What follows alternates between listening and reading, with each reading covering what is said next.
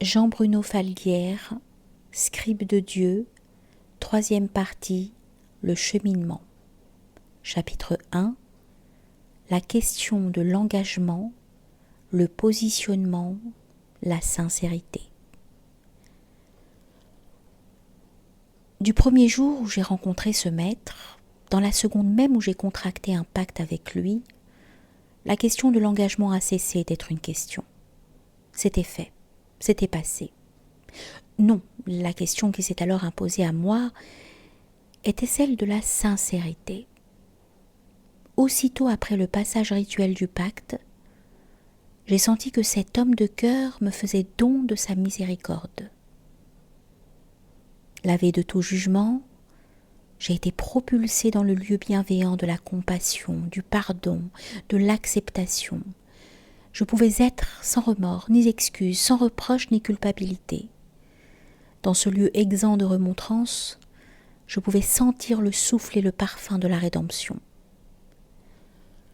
Dans la semaine qui a suivi mon engagement dans la voie, j'ai interrogé sans cesse le lieu de la sincérité en moi.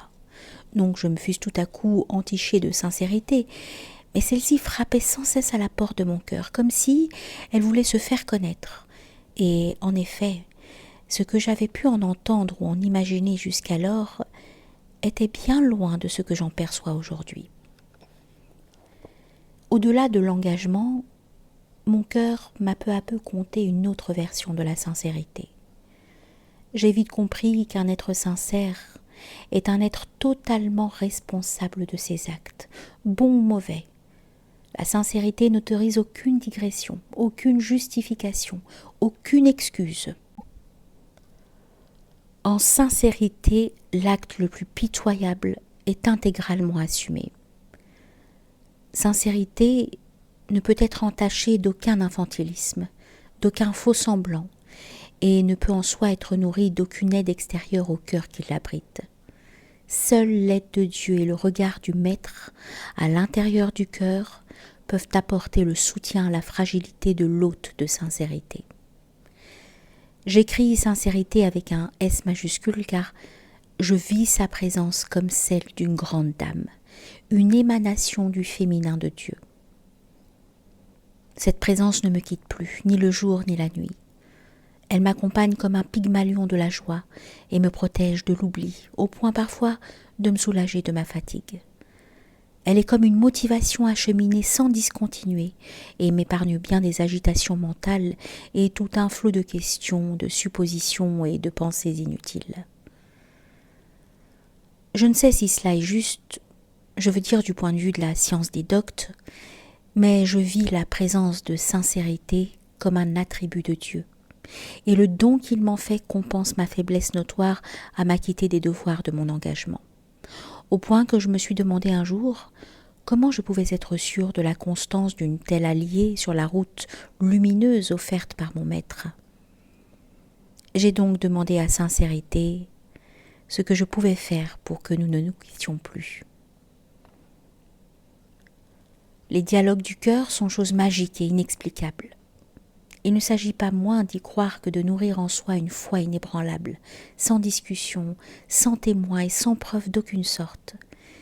Cette foi, je ne crois pas que l'on puisse à proprement parler la trouver, mais plutôt l'inviter de toutes ses forces jusqu'à ce qu'elle accepte de nous visiter. En tout cas, les dialogues du cœur, s'ils sont pour la plupart silencieux et invisibles, n'en restent pas moins très riches et efficaces. C'est au cours de l'un de ces nombreux dialogues avec sincérité qu'elle m'a parlé d'humilité. Là encore, j'ai tout de suite réalisé que je ne connaissais de l'humilité que le vernis éducatif et social transmis par des individus aussi ignorants que moi, et je n'avais jamais soupçonné l'existence d'humilité. J'ai donc invoqué Saïd et lui ai demandé d'imprégner mon cœur d'humilité, de me la présenter, de me l'enseigner. Une question nouvelle est venue.